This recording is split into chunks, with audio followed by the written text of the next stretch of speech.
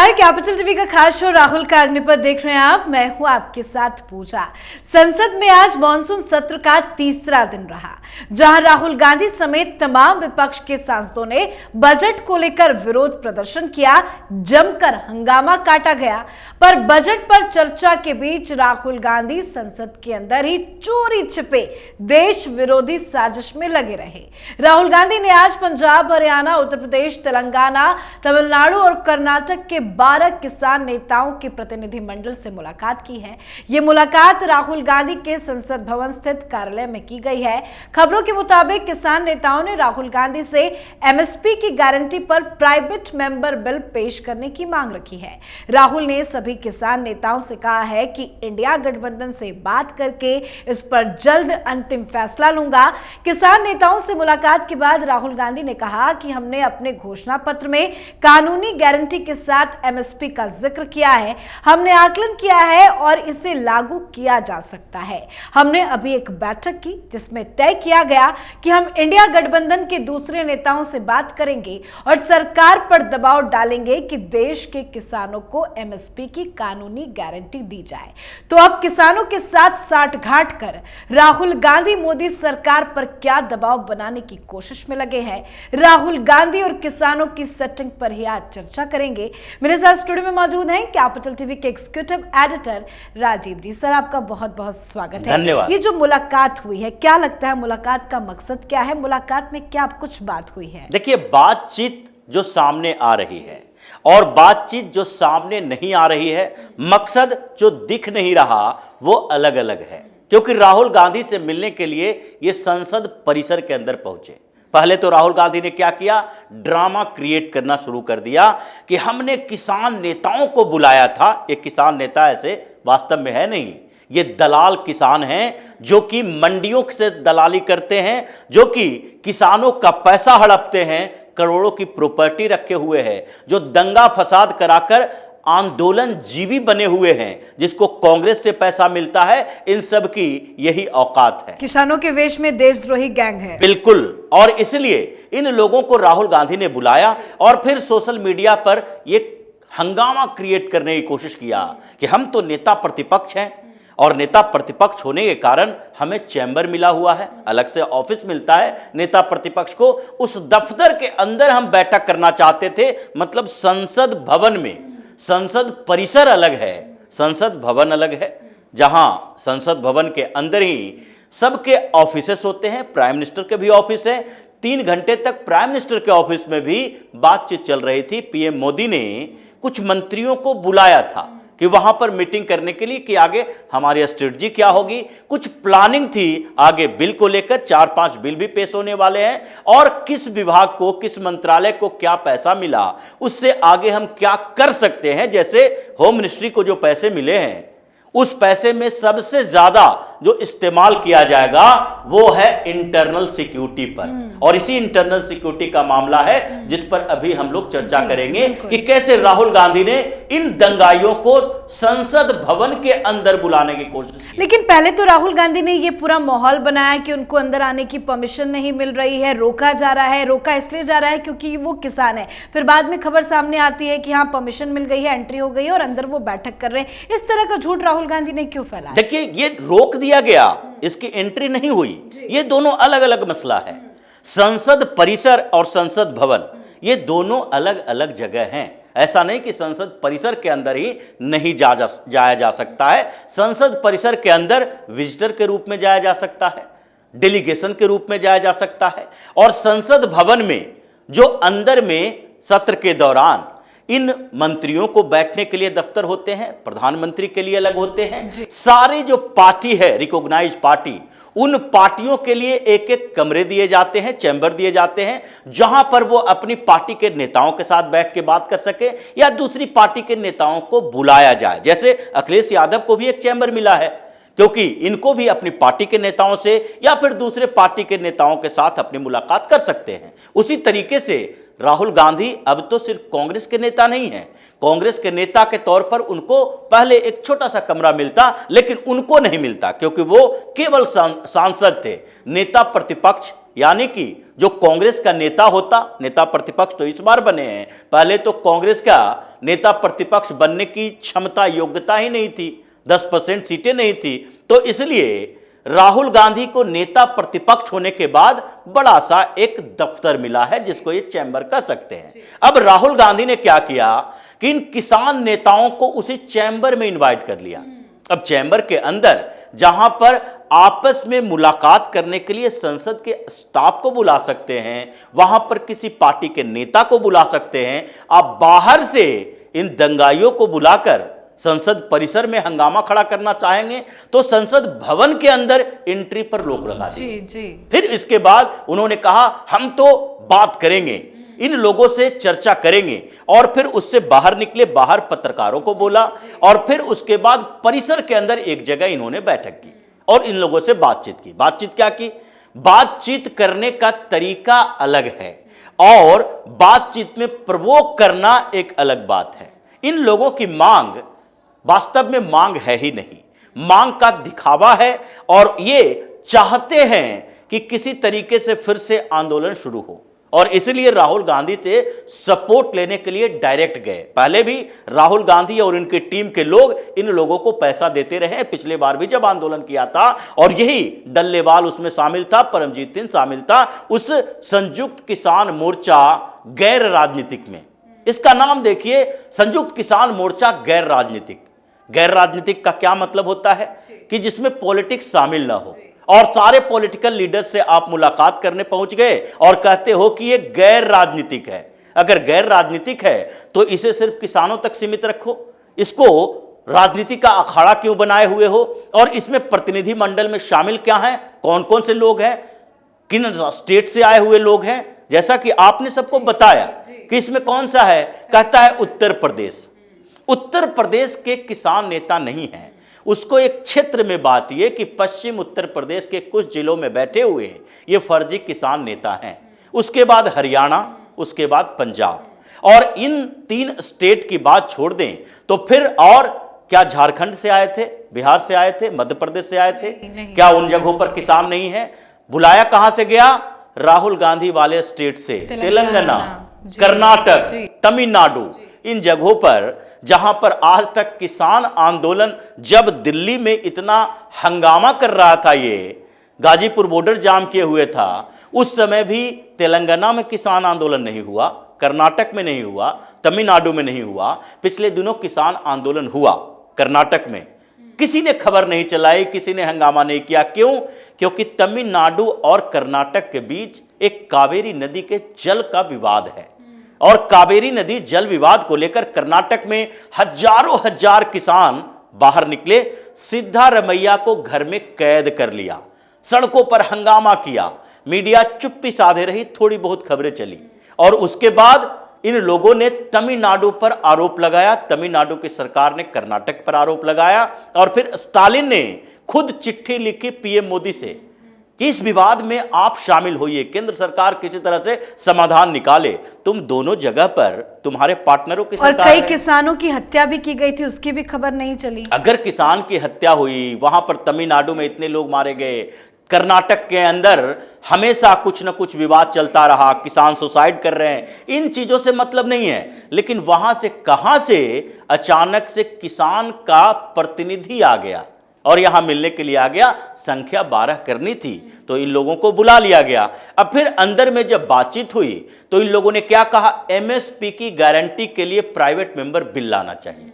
अब राहुल गांधी की औकात है प्राइवेट मेंबर बिल लाने के लिए सोचने की, क्योंकि राहुल गांधी को तो यही पता नहीं होगा कि प्राइवेट मेंबर बिल होता क्या है।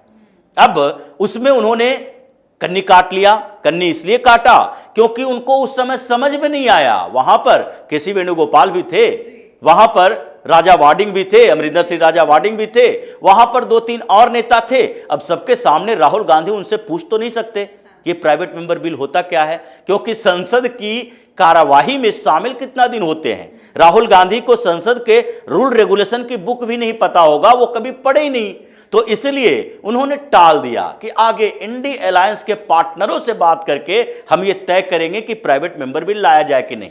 क्योंकि प्राइवेट मेंबर बिल अगर आप लाते हो सरकार को बिना कॉन्फिडेंस में लिए, तो तुम्हारे पास लोकसभा या राज्यसभा दोनों जगह बहुमत ही नहीं है कि कोई बिल पास करवाओ। तो इसलिए ये एक दूसरे तरीके का एजेंडा है कि एक बिल लाओ, हंगामा खड़ा करो और किसानों को संदेश दो जो पूरे हिंदुस्तान के अंदर है। ये चर्चा तो यही होगी कि मोदी सरकार किसान विरोधी है। किसान जो ये बात कर रहे हैं कि देखिए अभी जो चुनाव हुए हैं उसमें जहां जहां हम लोगों के प्रतिनिधि थे, हम लोगों के लोग थे, वहां पर भारतीय जनता पार्टी की हार हुई। कहां कहां तुम्हारे लोग थे? पंजाब में तुम्हारे लोग थे। भारतीय जनता पार्टी वहां पंजाब में पहले से कौन सी 10 सीटें जीती थी? आज भी वही, कल भी वही। उसके बाद हरियाणा में थे। हरियाणा में पिछली बार तुम लोग नहीं थे, पिछली बार भी थे। 11 सीटों में से 10 में से 10 सीटें जीती थी। अब 5 सीटें कांग्रेस को मिल गई। तो तुम ये बताओ कि तुमने कांग्रेस को सपोर्ट किया? तो ये स्थितियां हैं कि ये लोग ये नहीं कहेंगे कि मध्य प्रदेश में कोई किसान ही नहीं है जहां 29 की 29 सीटें जीती, बिहार में किसान नहीं है जहां भारतीय जनता पार्टी की सीटें आई, उसके पार्टनर की सीटें आई। तो इन लोगों ने यह कोशिश की प्रेशर डालने की और राहुल गांधी को दिग्भ्रमित करने की, क्योंकि ये तो पूरा परिवार ही लेकिन सर, राहुल गांधी ने मुलाकात के बाद जो मीडिया से बातचीत की उसमें कहा है कि इस मुद्दे को वो संसद में उठाएंगे। तो संसद में किस तरह से ये मुद्दा उठेगा? और रही बात प्राइवेट बिल की, वो तो शुक्रवार को ही पेश होता है। तो क्या परसों संसद में बवाल होगा? और किसानों ने जो एक वो किया है कि वो फिर से दिल्ली आएंगे, 15 अगस्त को ट्रैक्टर रैली निकालेंगे। वो मुलाकात के बाद कह रहे हैं कि उनका मार्च जारी रहेगा। तो क्या एक बड़े विरोध प्रदर्शन की कोई तैयारी चल रही है? देखिए, जहां तक प्राइवेट मेंबर बिल की बात है, प्राइवेट मेंबर बिल जो अभी ये स्पीकर के पास या चेयरमैन के पास ये बिल ड्राफ्ट करेंगे, ऐसा नहीं है कि 2-3 दिन में पूरा बिल ड्राफ्ट कर लिया जाए। बिल ड्राफ्ट करने के लिए भी समय चाहिए कि हमको क्या क्या बिल में रखना है, मांग क्या करनी है। उस बिल को अगर ये ड्राफ्ट कर लिए तो या तो लोकसभा में या राज्यसभा में, दोनों जगह पर पेश करना होगा। तो उसके लिए लोकसभा में अगर पेश करना है तो स्पीकर से सहमति लेंगे, स्पीकर उस बिल को देखेंगे, फिर उसको इंट्रोड्यूस करने के लिए समय देंगे।